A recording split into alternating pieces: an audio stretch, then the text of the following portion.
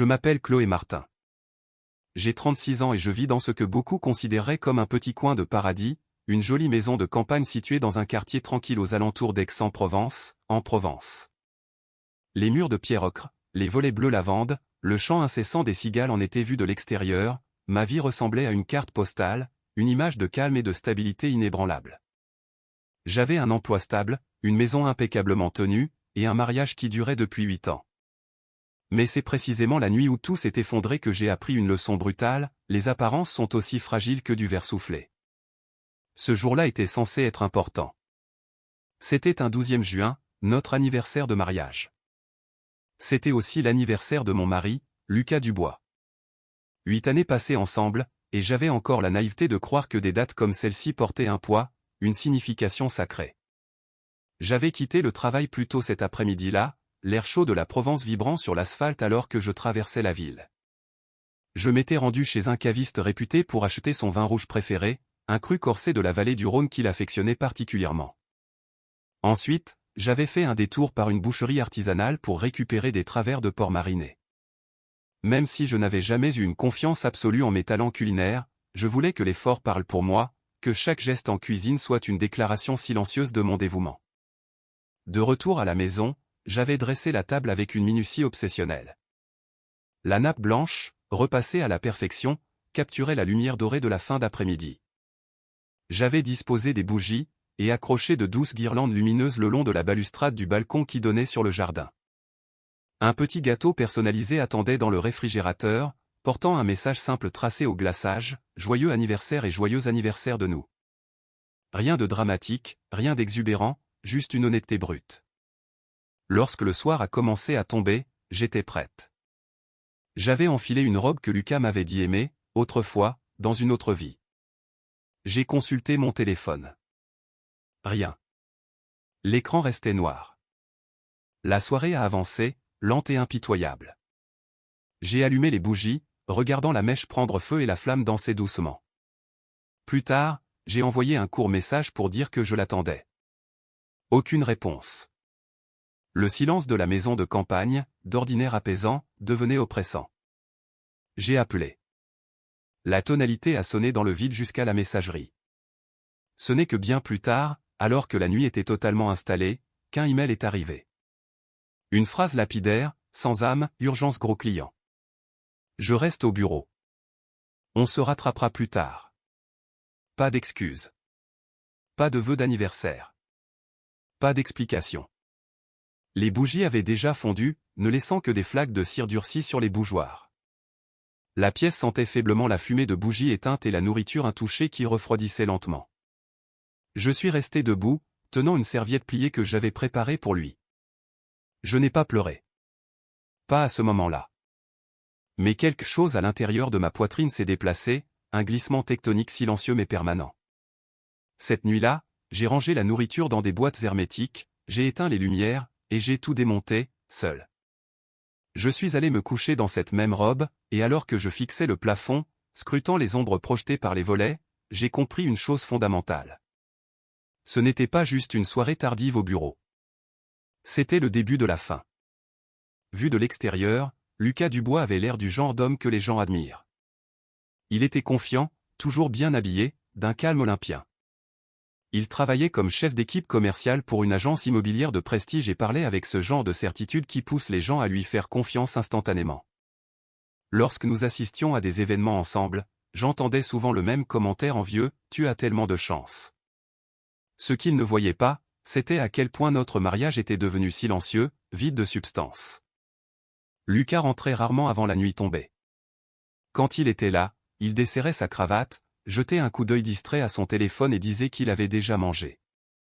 Nos conversations étaient devenues des mises à jour logistiques au lieu de moments de connexion, réunions, délais, chiffres, factures.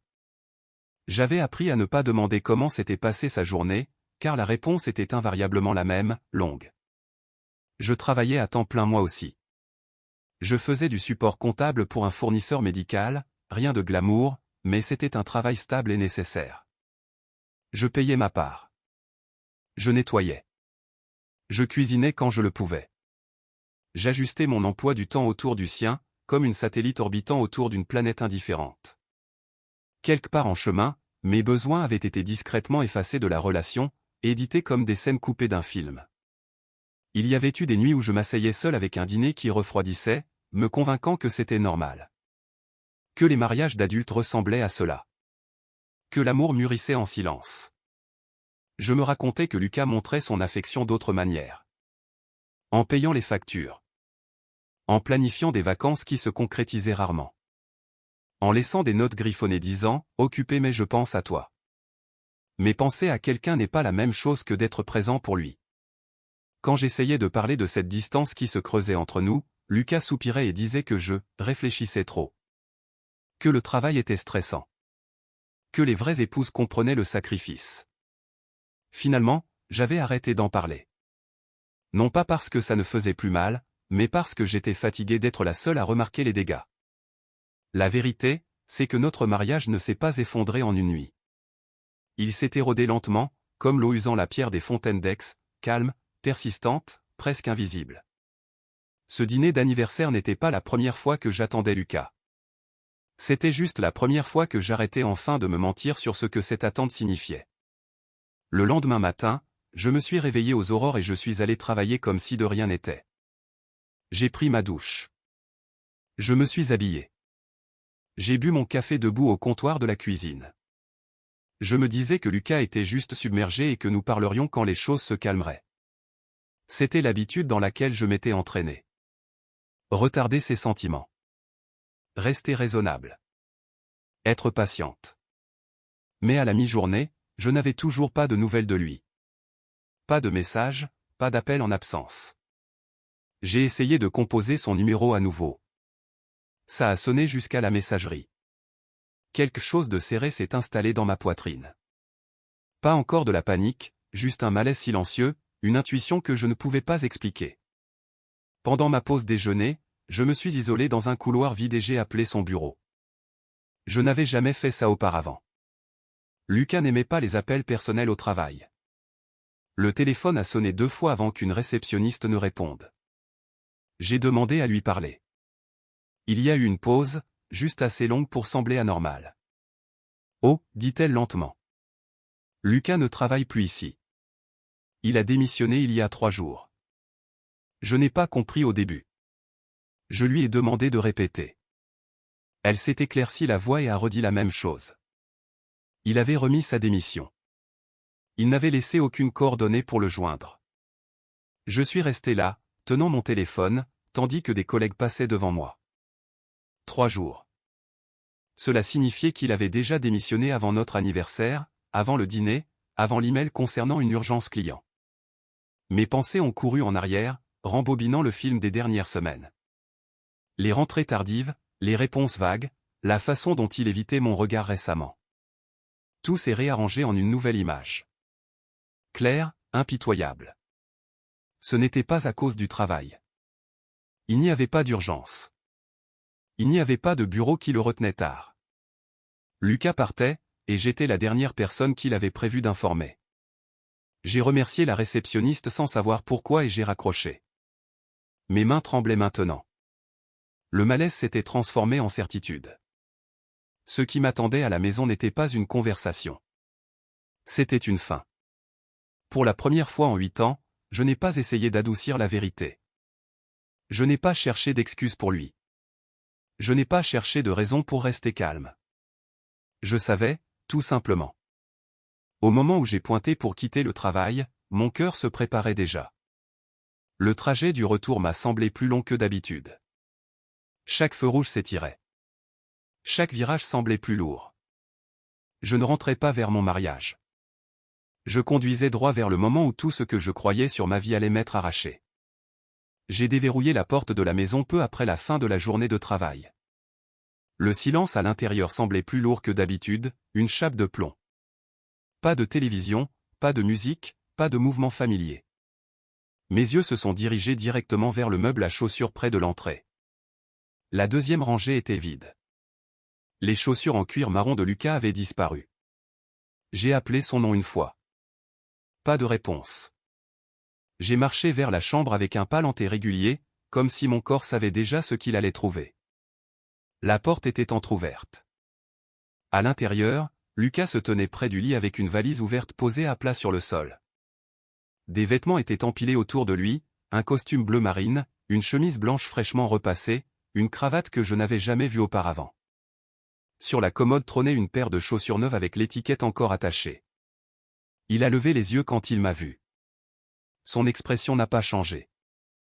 Pas un tressaillement, pas une once de culpabilité. « Tu es rentré ?» a-t-il dit calmement, retournant au pliage d'une chemise. « Qu'est-ce que tu fais ?» ai-je demandé. Ma voix semblait lointaine, même à mes propres oreilles. « J'ai accepté un nouveau poste dans une autre région », a-t-il répondu sans lever les yeux. « Montpellier. Je commence la semaine prochaine. » Je suis resté là, figé. « Tu as démissionné. Tu as planifié tout ça et tu ne m'as pas dit un seul mot. » Lucas a zippé la valise à moitié et a plongé la main dans son sac. Il en a sorti une chemise cartonnée fine et l'a posée sur le lit entre nous. Il l'a ouverte et a fait glisser la première page vers moi. Des papiers de divorce. Je fixais la page comme si elle était écrite dans une langue étrangère, indéchiffrable. « Lucas, qu'est-ce que c'est ?» ai-je chuchoté. Il a finalement croisé mon regard. « Tu n'es plus la femme dont j'ai besoin. » Les mots ont atterri avec la précision d'un scalpel. « Tu fais toujours passer le travail avant tout », a-t-il continué, débitant une liste de griefs préfabriqués. « La maison n'est jamais parfaitement en ordre. Tu cuisines quand ça t'arrange.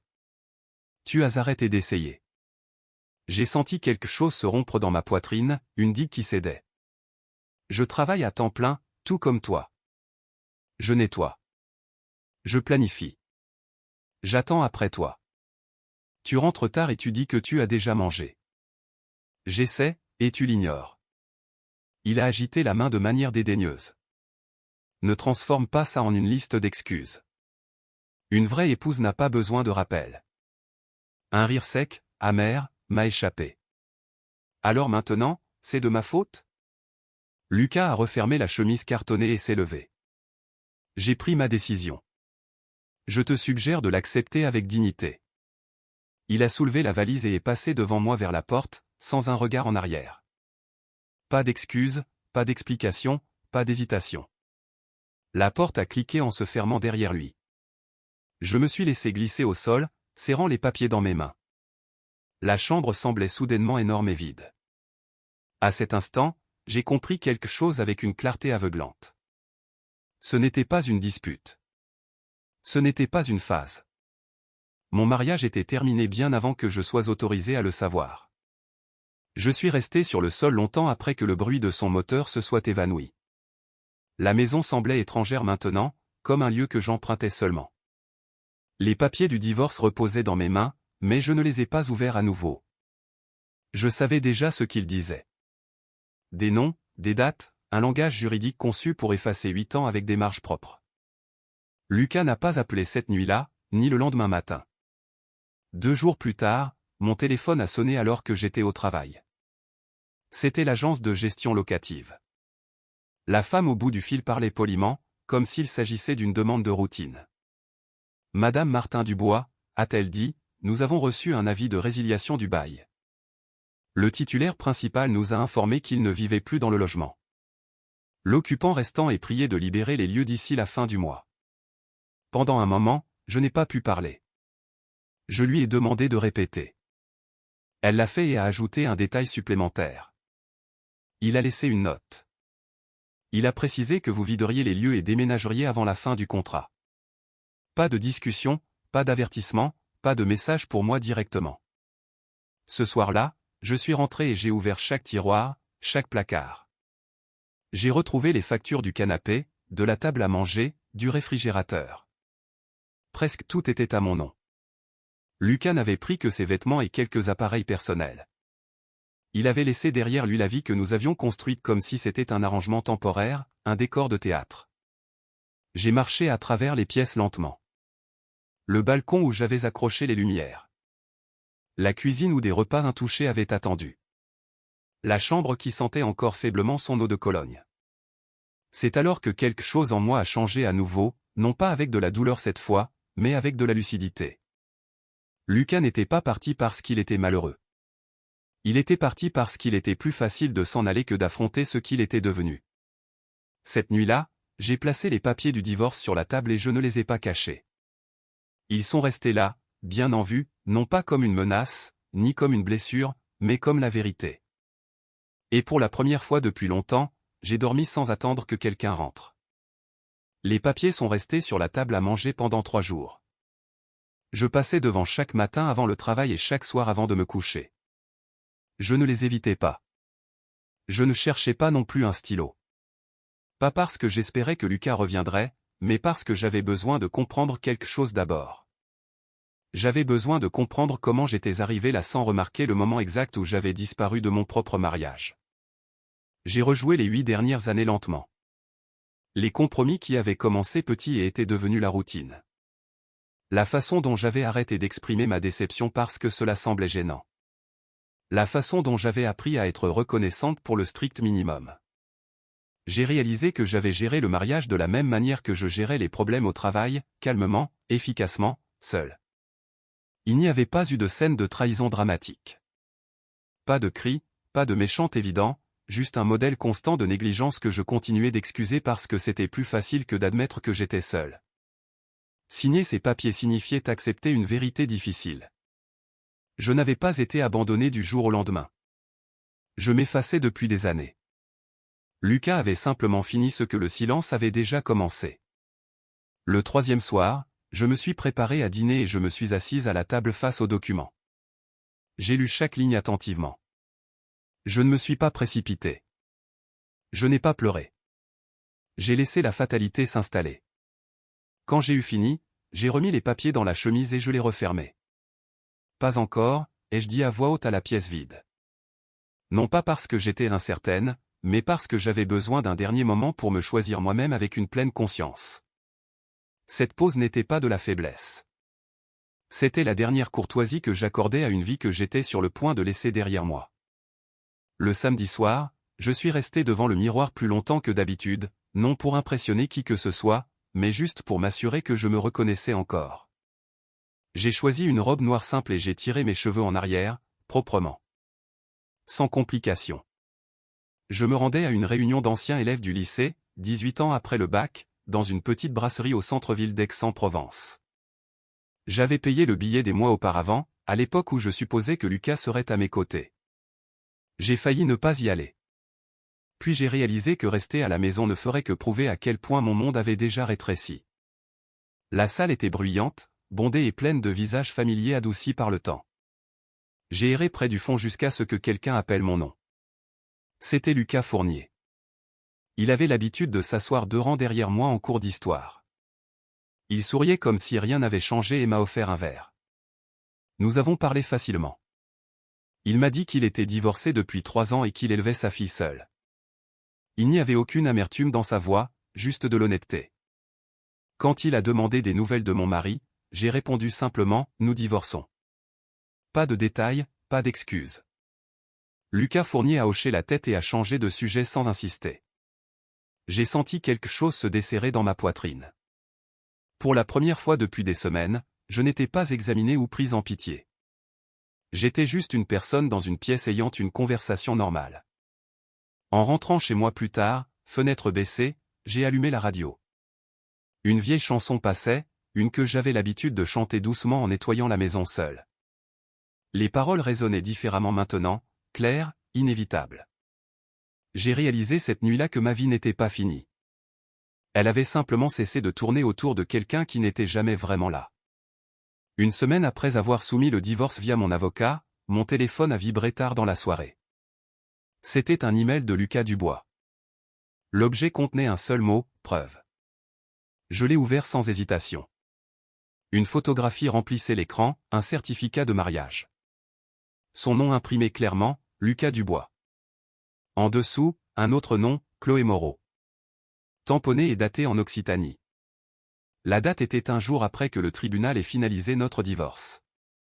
Avant que je puisse assimiler l'information, mon téléphone a sonné. Lucas n'avait pas attendu longtemps. « Tu l'as vu, n'est-ce pas ?» a-t-il dit. Je me suis marié. La vie avance enfin. Je n'ai pas répondu. J'ai laissé le silence s'étirer. Sa famille possède l'un des plus grands groupes immobiliers de Toulouse, a-t-il continué. Ils m'ont aidé à obtenir un poste de direction. Nous avons déjà une maison. Tout est réglé. C'est donc pour ça que tu avais besoin du divorce si rapidement, ai-je dit d'une voix égale. Pas entièrement, a-t-il répondu. Je ne pouvais simplement plus rester avec quelqu'un qui faisait passer le travail avant son rôle d'épouse. J'ai failli rire mais je me suis retenu. Chloé ne travaille pas, a ajouté Lucas fièrement. Elle a choisi de se concentrer sur le foyer et elle est enceinte. 3 mois. Chaque phrase semblait répétée, comme un argumentaire de vente, une justification livrée trop doucement pour être sincère. J'ai écouté jusqu'à ce qu'il finisse, puis je lui ai souhaité bonne chance et j'ai mis fin à l'appel. Après, je me suis assise tranquillement et j'ai répété son nom à voix haute. Chloé Moreau. Cela remuait quelque chose de vague et d'inconfortable dans ma mémoire. J'ai ouvert les réseaux sociaux et j'ai cherché. Son profil est apparu instantanément. Des photos élégantes, des angles parfaits, une vie soigneusement mise en scène. Puis j'ai fait défiler plus loin en arrière et je me suis arrêté. Je l'ai reconnue. Chloé Moreau était autrefois Chloé Dupont. Nous étions allés au même lycée. Elle avait été calme, maladroite, souvent ignorée. La femme sur ces photos ne ressemblait en rien à la fille dont je me souvenais, sauf pour une chose, ses yeux. Cette nuit-là, j'ai compris ce que Lucas avait choisi. Pas l'amour, pas la connexion, mais une image, un futur poli pour effacer tout ce qui venait avant. Et pour la première fois depuis son départ, je n'ai rien ressenti du tout. J'ai appelé ma vieille amie Chloé Bernard le lendemain matin. Nous nous connaissions depuis la seconde, et si quelqu'un se souvenait du lycée clairement, c'était elle. J'ai posé une question, tu te souviens de Chloé Dupont? Il y a eu une pause suivie d'un rire doux. Bien sûr que je m'en souviens. Pourquoi? Je lui ai tout raconté sur Lucas, le divorce soudain, le remariage, le nouveau nom. Quand j'ai fini, mon amie Chloé a expiré lentement. Elle a changé toute sa vie après avoir déménagé. École d'art, nouveau cercle, nouveau visage. De multiples chirurgies, nez, mâchoire, yeux, menton.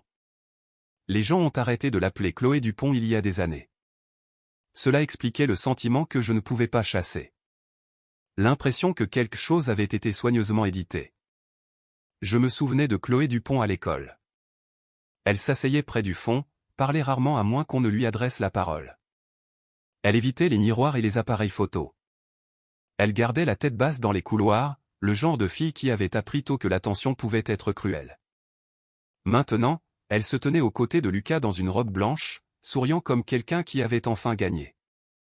Ce qui m'a frappé le plus n'était pas la chirurgie ou l'argent. C'était la similitude entre eux.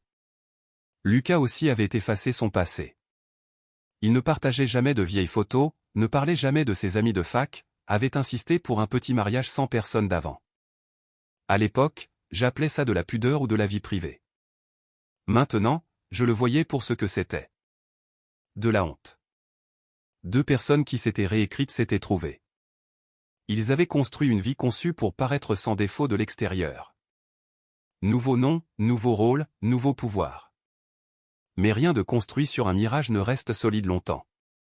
Je me suis assise seule ce soir-là, pensant à quel point il faut d'efforts pour prétendre, à quel point cela doit être épuisant de maintenir une image chaque jour, de se réveiller avec la peur que le mauvais détail puisse passer à travers les mailles du filet. Je ne ressentais pas d'envie.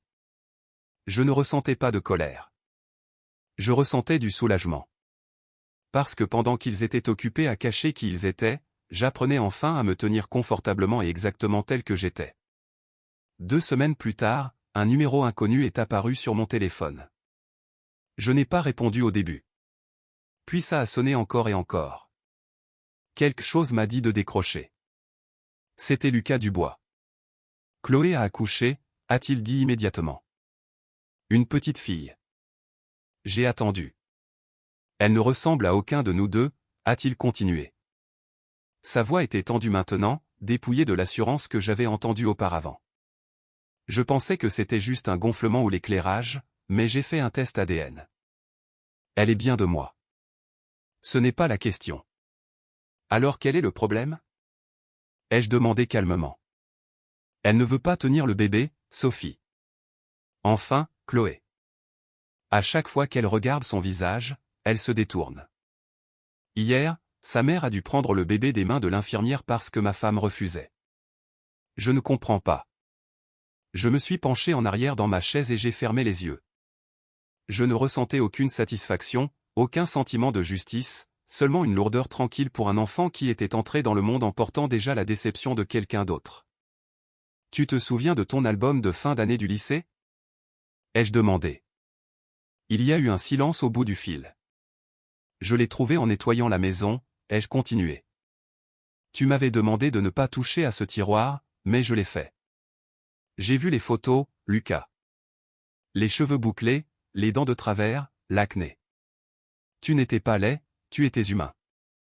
J'ai changé parce que je manquais d'assurance, a-t-il dit doucement. Non, ai-je répondu. Tu as changé parce que tu voulais échapper à qui tu étais, tout comme ta nouvelle femme, Chloé Dupont. Il a expiré de manière tremblante. Tu penses qu'elle ressemblera à cette version de nous? Je pense qu'elle ressemblera à la vérité, ai-je dit. Et la vérité finit toujours par se montrer.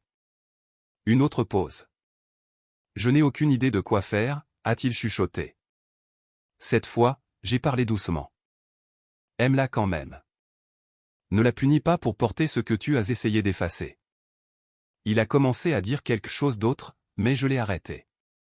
Tu m'as dit un jour que j'avais échoué en tant qu'épouse parce que je ne sacrifiais pas assez. Mais en ce moment, la seule personne qui refuse son rôle, c'est toi.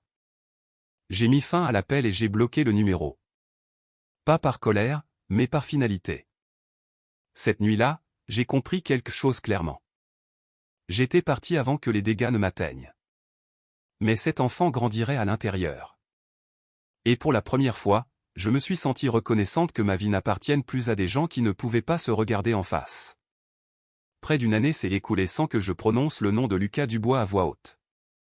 Non pas parce que j'essayais de l'oublier, mais parce que ma vie n'avait plus besoin d'un point de référence du passé.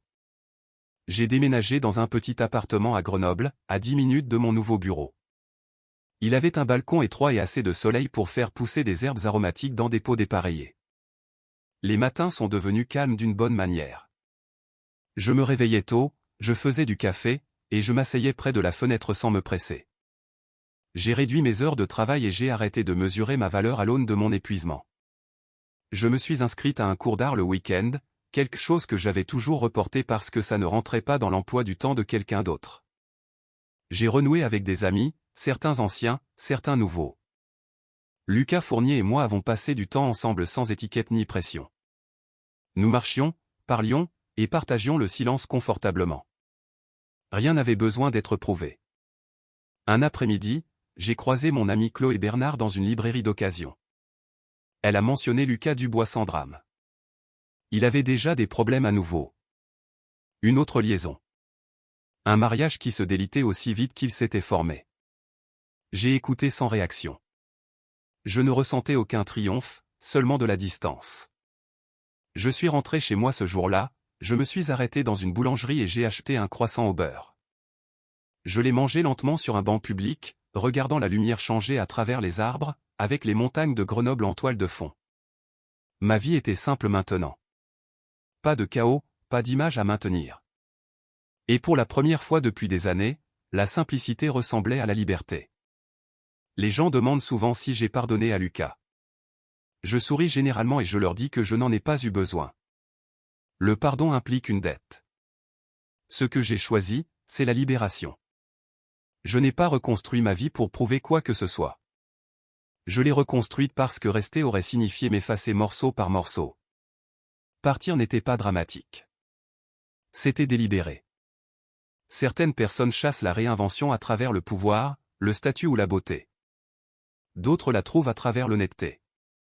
Une voix demande un entretien constant. L'autre demande seulement que vous arrêtiez de faire semblant. Lucas et sa femme ont essayé de courir plus vite que leur passé. Mais la vérité a une façon de se montrer tranquillement à travers le temps, à travers les enfants, à travers des conséquences que personne ne peut éditer. J'ai choisi autre chose.